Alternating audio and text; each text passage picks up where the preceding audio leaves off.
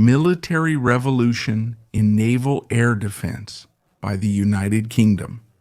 What is the new superweapon Dragonfire that changes the game? The United Kingdom plans to install the high-powered laser weapon Dragonfire on Type 45 destroyers by 2027, making it the first European power to deploy a ship-based laser in frontline service. This move marks a significant shift in NATO's naval defense, reducing the cost of engagement and reshaping the way warships deal with enemy drones and missiles, according to an international outlet, highlighting the British Royal Navy is preparing for what officials describe as a significant leap in ship air defense, as the Dragonfire laser weapon system moves toward installation on Type 45 destroyers within the next 3 years.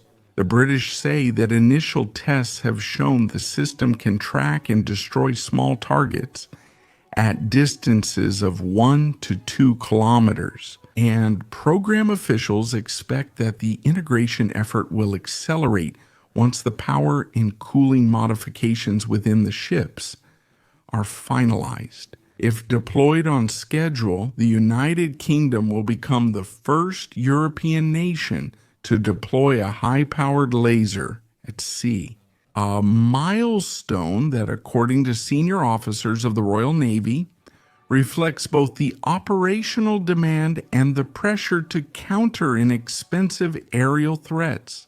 At the heart of Dragonfire is a high-powered laser rated at 50 kilowatt operating in the short-wave infrared spectrum. That is wavelengths of light just beyond visible red light. During recent live-fire tests at the Hebrides Missile Test Range of the British Ministry of Defense, Dragonfire successfully demonstrated its ability to track, engage, and destroy flying drones at speeds over 650 kilometers per hour.